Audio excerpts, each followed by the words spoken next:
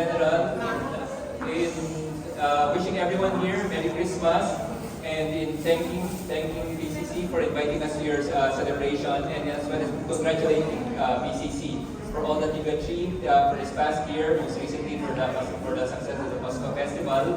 And yeah, I now go straight into being able to thank and acknowledge as well my appreciation for all of that the Philcom, all of the PCC has done, all of the nice words and messages earlier. Thank you so much. Those mean a lot. They were too kind. They were more than what I think is deserved. But I can only say and jump off from what Mr. Cesar had started off on when he said that when they first arrived here, parang pagdating ko dito, sabi nga ni Mr. Cesar, sinusukat ako, parang tinitignan ng PCC, ng Philcom, kung ano yung bagong consul.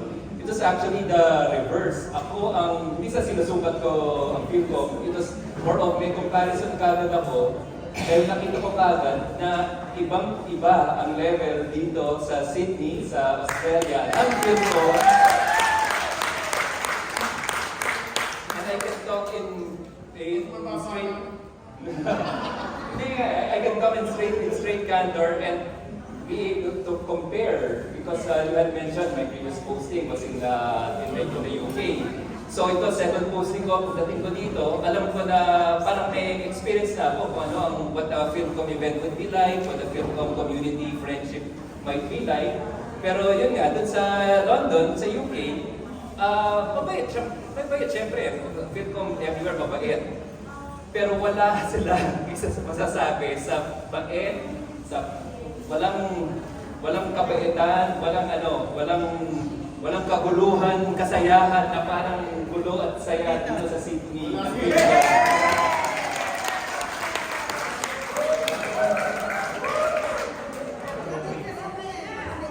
Dahil malamig nga, exactly, malamig dito.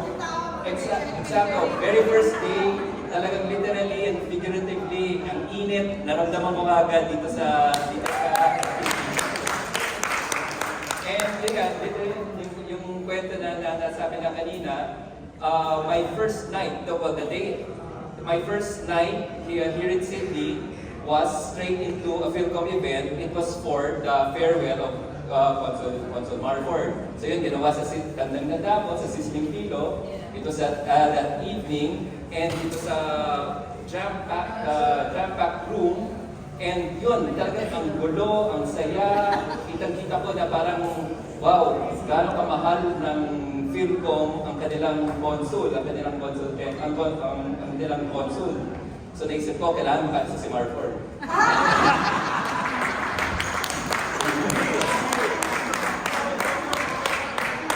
Candor na candor. Yeah, but again, seriousness, the very first weekend ko dito happened to be yan nga kami si Elsa, yung event na Our Lady of Manawag celebration. Our Lady of Manawag religious celebration. Pero nang nangyari, ang mga ladies ng Our Lady of Manawag ay pinaghihila ako, pinagpunanahan sila. Hindi pa dumadating ang asawa ko. Nagawa na. But it was really, hindi shock, but really a wonderful, impactful experience to see exactly the level of friendship, the passion that the Philcom had, and that carried from my very first day here in Sydney all the way to today. And in between, perhaps in the most significant challenging period, na mention na for a period I served as acting head of post dito sa consulate. That period, as you would be familiar, happened to coincide with also COVID and the challenges and the difficulties here. And we all know that at that period, yung naging acting head of post ako, that was during the Delta outbreak, yung talagang severely nag-spike dito sa Sydney. And we also all know saan una ng outbreak, saan una nag-cramp down na nagkaroon ng restrictions sa Sydney after Delta, dito sa Blacktown, dito sa Campbelltown, in all the in all the LGAs kung saan maraming Pilipino. So you can imagine for me, the challenges there, it was my first time as acting head of post. I could only hope and pray that we'd be able to get through it, that we'd be able to serve and be able to help all those who needed to be helped.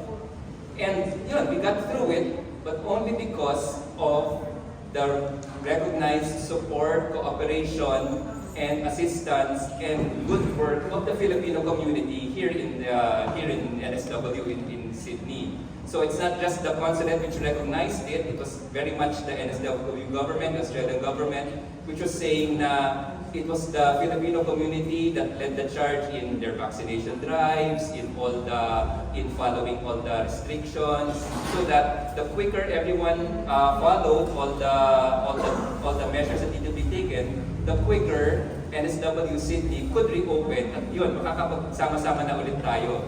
So, to that point, that was one of the most challenging periods for everyone here, and it was one of the most significant periods for me professionally at the consulate.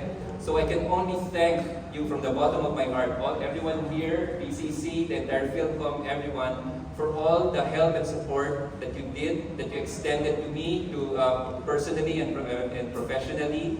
And again, from day one to now, close to my final days here in Sydney, I will never forget the joy, the passion, the friendship that you all extended me from my very first day here in Sydney.